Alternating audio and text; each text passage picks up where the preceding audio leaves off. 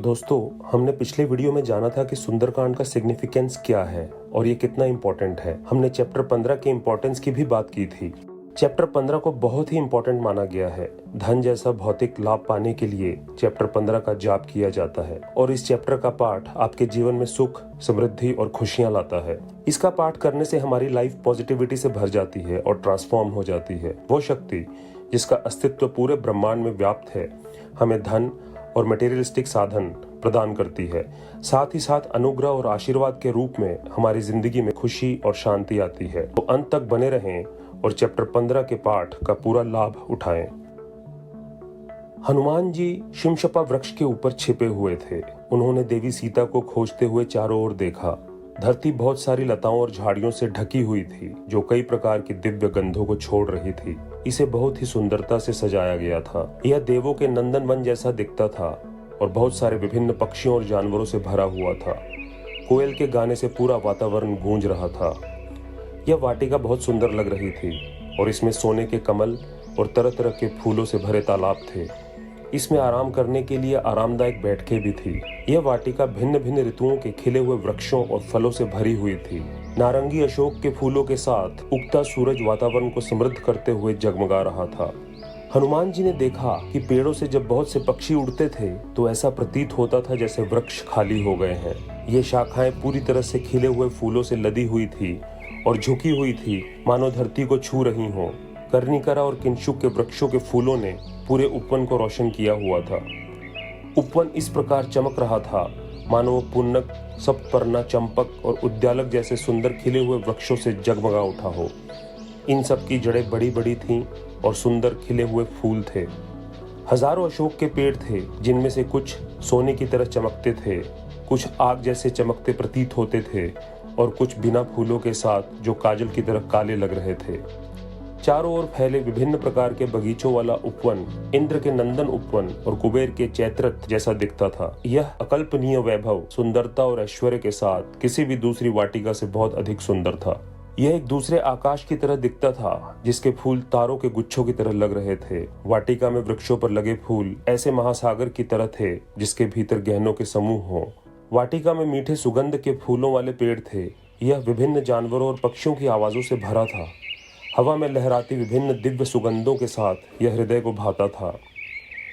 उस अशोक वन में जो मेरु पर्वत के समान सुगंधित था, जो दूसरे गंधमदन पर्वत के समान था, वहां वानरों में श्रेष्ठ हनुमान ने कुछ ही दूरी पर एक हवेली नुमा आंगन की दीवार देखी, जिसके बीच में हजारों स्तंभ थे जो कैलाश पर्वत जैसी चमक से जगमगा रहे थे। इसकी सीढ़ियां मूंगे की चट्टानों जैसी पक्की थीं और इसकी वेदियां चमकीले सोने से बनी थीं। यह संपूर्ण संरचना जगमगा रही थी। यह स्थल सफेद रोशनी से भरा हुआ प्रतीत हो रहा था और ऐसा लग रहा था जैसे आकाश को छू रहा हो। वहां हनुमान जी ने एक देवी को देखा जो राक्षसियों से घिरी हुई थी। वह उदास लग रही थी और ऐसी प्रतीत हो रही थी जैसे कोई उपवास से क्षीण हो गया हो। दुखी होने के कारण बार बार उनकी आहों की आवाज आ रही थी। जिस प्रकार अमावस्या के बाद पहले दिन का अर्धचंद्र बहुत दुबला होता है, वे देवी उसी प्रकार लग रही थी। हल्के से पहचाने जाने योग्य लेकिन उज्जवल रूप के साथ वह धुएं के घने बादल में घिरी हुई आग की लपटों जैसी दिख रही थी। उन्होंने पीले रंग का सुंदर वस्त्र पहना हुआ था, जो लंबे समय तक पहने जाने के कारण स्वच्छ नहीं लग रहा था। वे बिना अलंकरण के ऐसी लग रही थी जैसे बिना कमल वाला तालाब हो। उनका चेहरा आंसुओं से भरा हुआ और दुखी था। वह उपवास के कारण उदास और क्षीण लग रही थी। ऐसा लग रहा था कि वह दुख से अनंत पीड़ा में डूबी हुई हैं। वे अपने प्रियजनों को देखने में असमर्थ थीं। वहां केवल राक्षसियों के समूह दिखाई दे रहे थे। उनके बाल लंबे और काले सर्प जैसे प्रतीत होते थे। उन्हें देखकर लगता था कि वे परम सुख की पात्र हैं। वे दुख की आदि नहीं हैं, लेकिन अभी भयानक पीड़ा और दुख में डूबी हुई हैं। उनके वस्त्र अस्वच्छ और पुराने लग रहे थे। उन बड़ी बड़ी आंखों वाली देवी को देखकर हनुमान जी तर्क करने लगे कि क्या यही देवी सीता है। उनके मनमोहक रूप को देखकर हनुमान जी ने अनुमान लगाया, जब रावण ने देवी सीता का अपहरण किया था और जैसा वर्णन उन्हें किया गया था, देवी सीता उसी प्रकार दिख रही हैं। अपने पूर्णिमा जैसे चेहरे की चमक से वह सभी दिशाओं में अंधकार को दूर करती हुई प्रतीत हो रही थी। वह अपने मनोहर रूप में रति देवी की तरह लग रही थीं। जिस तरह पूर्णिमा की चमक सभी को भाती है, उसी तरह देवी सीता पूरे संसार में हर किसी को भाती हैं। अपने सुंदर रूप में वे तपस्वी के समान भूमि पर विराजमान थीं। दुखी होने के कारण वह बिखरी हुई आस्था, खोई हुई आशा, बाधित इच्छा, फीकी सफलता और धुंधली बुद्धि जैसी दिख रही थी। वे श्री राम से अलग होने से बहुत दुखी थी और रावण की कैद में क्षीण हो गई थी। उनकी आंखें कांप रही थी और आंसुओं से भरी हुई थी। देवी सीता दुख में बार बार आह भर रही थी। अलंकरण से रहित वह काले बादलों से ढके चंद्रमा की चमक की तरह लग रही थी। हनुमान ने सीता को बार बार देखा। वे इस संदेश से मुक्त हो जाना चाहते थे कि क्या यही देवी सीता है। इस समय पवन पुत्र हनुमान उस व्यक्ति की तरह लग रहे थे जो अभ्यास न होने के कारण शास्त्र ज्ञान भूल चुका हो और बार बार फिर से भूले हुए शास्त्र ज्ञान को देखकर उसको याद करने की कोशिश कर रहा हो। उन बड़ी आंखों वाली देवी को देखने के बाद और इन सभी अवलोकनों को करने के बाद हनुमान जी ने तर्क दिया कि निश्चित रूप से यही देवी सीता है। हनुमान ने कुछ आभूषण देखे जो अभी भी देवी सीता ने पहने हुए थे और जो भगवान श्री राम द्वारा दिए गए विवरणों से मेल खा रहे थे।